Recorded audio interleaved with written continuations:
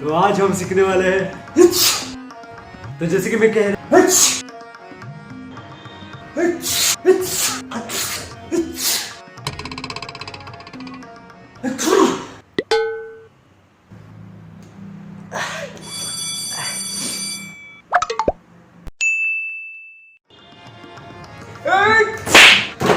ए